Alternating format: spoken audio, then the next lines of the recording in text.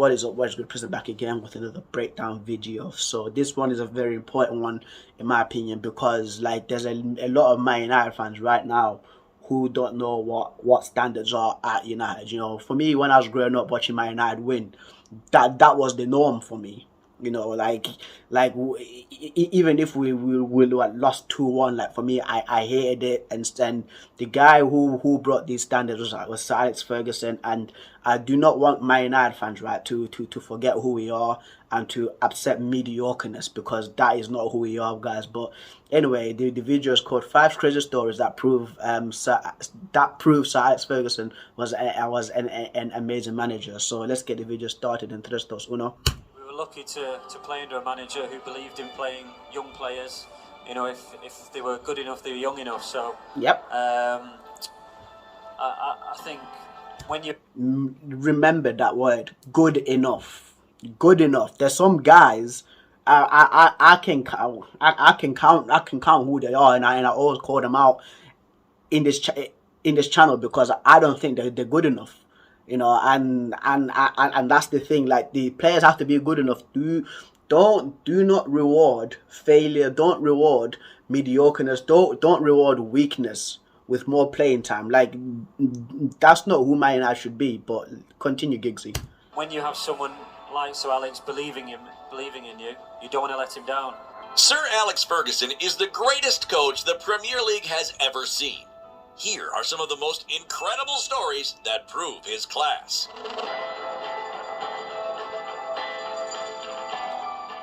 Be humble. If you ever need a crazy anecdote about any football legend from the past 20 years, just go to our source, Patrice Evra. The French left back seems to have a story for everyone.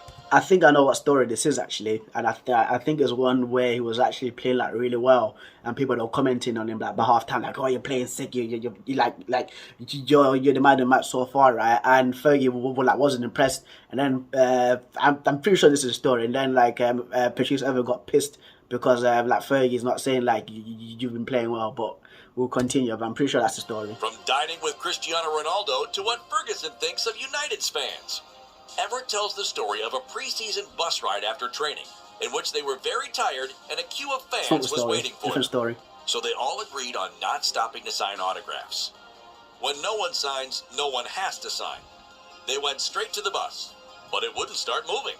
Had Mourinho stolen the keys? No! I look out the window and I see Sir Alex signing each autograph.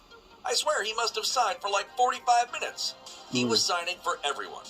I said, guys, when the boss comes on the bus, we are done. Ferguson got on the bus and gave them the hairdryer treatment. What the hell do you think you are? Those people are paying your salary. Those people are coming to watch you. Now get the down and sign. Yep. Fergie knew that it's the fans who are at the heart of football, not footballers. Because that's what it is. Like, the fans are very important, and the thing is too, like, even in my channel too, like for me, like I always go like the far distance to reply back to everybody, you know, who also comments on this channel, because I know like what it means, because without you guys, this channel would not exist, and without the fans, there'll be no football players, you know. Like some guys think that they're too good, and they don't want to take critical advice from the fans who actually care about the football team. You know, some fans, right, we say these things because we want you to be good. We don't say, oh, you know, you're crap, we want you to pay back. No, we actually want you to win trophies, fam. Like, this is why we're called supporters for a reason. Support, you know. A manager of men. Find one former Manchester United player who speaks ill of Alex Ferguson. We dare you. 2 años en Manchester United. Alex nunca me llamó por teléfono, ni nunca me mandó un mensaje de texto. But, Carlitos, you've argued with every coach you've played under. Even those who've been on the wrong side of Sir Alex praise his man management skills. Players such as Wayne Rooney. As a manager, he was the best. He knew how to speak to players, how to get a reaction. So many times at halftime, I had played well and others in the dressing room hadn't. But he'd come for me. He knew there'd be a shouting match, but he'd get a reaction from me. It wasn't just about Fergie shouting at players. He wasn't a one-trick pony. The reverse If he did it psychology. to another player, for example, Nani, he knew he'd lose the player, but he knew just the right thing to do. He'd tell me to stop dribbling, aiming it at Nani. You need different approaches for different footballers. Nani himself tells the tale of special training sessions at Carrington. On New Year, we could even go to training drunk and the coach didn't care about it. That's the side of Sir Alex that knew how to deal with players and have the perception to say, this day is special, I can't make demands. True tactician. Some pundits like to play down how much of a mastermind Sir Alex Ferguson was. There is some truth to this. Oh yeah, he's a mastermind, bro. Like, and the thing is too, there'll be. I remember there was like certain points, like in some games, I'll be like, why is he always picking Jason Park? Why is Raphael playing in central midfield? Why is Raphael, like, with, you know, those Fabio and Raphael, like the two brothers? I was like, why is Raphael playing like in central midfield? Like, it's like, but not because Marco Carrick's not playing there, bro. And man puts in like, I think who was it against? It wasn't against. Was it against Q? I think it was against QPR in 2000 and then was it 12 or 13? I'm forgetting what it was, but it was one of those games where he put Raphael right in midfield. I was like, why is he doing that? And also I was like, why is he not picking Paul Pogba? Because Paul Pogba was like really young in 2011, 2012. I was like, why is he not putting him there? But again, Fergie, bro. Some of his team talks were, go and win the game. You 11 players are better than their 11 players. Simple. Go and win the game and work it out for yourselves on the pitch. Hey, if it works. Having won almost 40 trophies at Old Trafford, you can hardly argue his methods. But there are also stories of his utter brilliance. In the 09-10 UCL quarterfinals, Manchester United needed to win against Bayern Munich. Yeah. And Ferguson surprised even his own players by fielding Darren Gibson. Yeah, in midfield, bro. This is what I was saying. Like, and the thing is, I was asking myself this question. It's like, doesn't he care? Like, why is he picking Darren Gibson of all people? And he dropped him. He dropped the masterclass. I'm not gonna lie, bro. And I think it was Nani scored the back heel as well that game, but they still lost though. Because that was a goal that Ian Robin scored the volley. But I was like, why is he picking Darren? Yeah. I was how old was I? 15 back then. 15. For Paul Scholes and Ryan Giggs. No disrespect to Darren Gibson. We were sitting there, Bayern Munich at home. We need to get out there and score a goal. Why is he playing him? It took less than 3 minutes for Gibson to score the opener. You look at the bench and think, this geezer's a genius. In another epic European matchup against AC Milan, Sir Alex Ferguson resorted to his one-man army.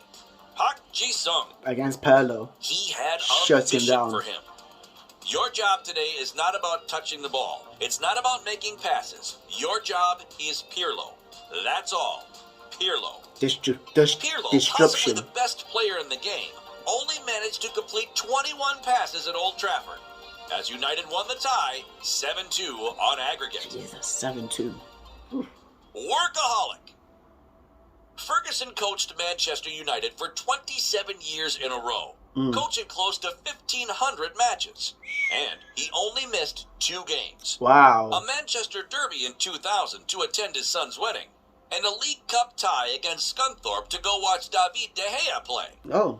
Apart from showing his work ethic as a coach to his team, it shows how far Sir Alex Ferguson would go to back up his decisions. I was convinced that a 19-year-old De Gea was the right man to replace him. I showed a 3-minute... Yeah, I remember this whole saga because it was 2011, wasn't it? And United were in the Champions League because they were looking at a keeper to replace Edwin van der Sar, and it was between De Gea and Manuel Neuer. I actually wanted Manuel Neuer to come to Man United because what I seen him do at Schalke, fam, like that Champions League season, even the game that I played against against Man United, it was crazy. I was like, he's the right guy to make. And then when he chose De Gea, and De Gea making all the mistakes in his first season, like him being scrawny and weak, and then when you look at De Gea now, I was like, still like De Gea is a badass goalkeeper. Like, don't get me wrong, but yeah, it's just one of those ones again. 3-minute DVD compilation to Sir Alex, and then we went to watch him play for Atletico Madrid at Valencia on the night United played Scunthorpe in the League Cup. Sir Alex knew he was the right signing inside 65 minutes. You might laugh at De Gea now. We even made 2 what-the-hell videos about him in the last year alone. But for years, he proved he was the right replacement for Edwin van der Sar, and this bet was made with confidence thanks to Ferguson's effort. He recognized that same level of effort in trialist Max Lonsdale, an 18-year-old who was released by his academy team and was looking for a chance in football. So he knocked on Fergie's door, literally. I'll never forget that moment. He just stood there in front of the step with his hands on his hips, watching me. Ferguson invited him over for a chat, and after learning the type of player he was, he gave him a 4-week trial at Manchester United, alongside Fletcher and Welbeck. In the end, Lonsdale didn't make it, but he'll always be thankful to Sir Alex. Yeah. The making of Cristiano Ronaldo. That's actually it's actually it's actually gutsy of Lonsdale. I'll be honest with you, I don't remember the guy. Like I hate to say it, but I don't remember the guy. But it's ballsy for him to actually go to Ferguson and actually like demand something, you know, from him. So, you know, it's pretty ballsy. It's actually pretty ballsy. Ronaldo. He told me, "Listen, I'm interested in you. I want you to join us in Manchester." That's how Cristiano's jump to the Premier League was forged. But his early days were hell. His teammates made fun of him and picked on the way he dressed, looked, and talked, while Ferguson would blast him for being too individualistic. Who do you think you are? Trying to play by yourself? You'll never be a player if you do this. Ronaldo burst into tears. After this, Ferguson never scolded him again, and Ronaldo's work ethic soared. Cristiano labeled him as his father in football, and Ferguson was there for him when he needed him the most. The thing I remember most is the time when my father was sick, in the hospital. We were in a tough moment of the season because we had important games in the league and the Champions League. And I said, "Coach, I need to go see my daddy." I was a key player, and he said, "Listen, your family is the most important thing in your life. If you want to take 3, 4, 5 days, go." Even when their footballing paths separated, they stayed together. I speak with him often, so we have a fantastic relationship. Fergie played an essential role in the creation of Cristiano Ronaldo, whom he labeled the most gifted player he ever coached. Sir Alex Ferguson's greatness is better told by those... Right, and the whole thing with Ronaldo, right, in my opinion, like, because he wants to leave United, and literally last week, like to this day, Monday, he came back to Carrington, and they brought back Fergie in it because they were trying to convince Ronaldo to stay. And that's kind of like a scumbaggery move and it's the board. I'm guessing it's the board that actually did this because, again, it's a scumbag move, right, for them to actually do this because they're trying to manipulate Ronaldo with Fergie too, you know. And I think Fergie might have seen past that, and I think he might have just told him, "Bro, just do what you must for your career," because like. I think that he understands to what Ronaldo is trying to do, but again, like the whole relationship between Fergie and Ronaldo, it's always been a great one. Like even when since he left Man United, because he actually wanted to leave Man United in 2008, a year before he went to Real Madrid, but Ronaldo decided to stay for Fergie for one more season, and it was the right choice, you know. Those who knew him, and even though we have no doubts of his magnitude, these stories prove why he is the best coach in the history of the Premier League. But yeah, guys, that's been a video as well, you know. And like, what a manager Fergie is, you know. Like, and the thing is, like, he was the guy who was always giving it straight up to players. There was like, he was always direct with the guys. Like, if you were playing bad, if you were showing a terrible attitude, he would come up to you and tell you straight to your face as well, you know. And he always kept the high standards up, even like the small things like signing autographs, right, for fans. Like that it goes such a long way, like for actual fans. and even like team spirit too, you know. So whenever I see like the media trying to drive the standards down for Man United, the board lying to the fans, and again trying to spin things, oh, we're gonna do this and that, and again driving standards down, I always say, like, look at what Fergie and Sir Matt Busby did for Man United for us to be the team that we are right now. Do not let these guys manipulate you, because again, we for me growing up, right, this was the norm, fam. Winning games, bro, like winning trophies. So yeah, Man United fans, please do not forget this, and do not try to like turn on each other as well, you know. Like, we all have got the same purpose, which is Man United should be back at the top, you know. And yeah, that's been the video, guys. If you got any thoughts, comments, or concerns, you know what to do. Comment down below as the usual. You know, if you got a video requests or recommendations, comment down below. And if that keeps up your boy, supporting your boy, don't forget to leave a like, subscribe as well. I've been personally reacting to 5 crazy stories that prove that Sir Alex Ferguson was an amazing manager, a truly amazing manager indeed, guys. And I'm signing out. Keep it real. Peace.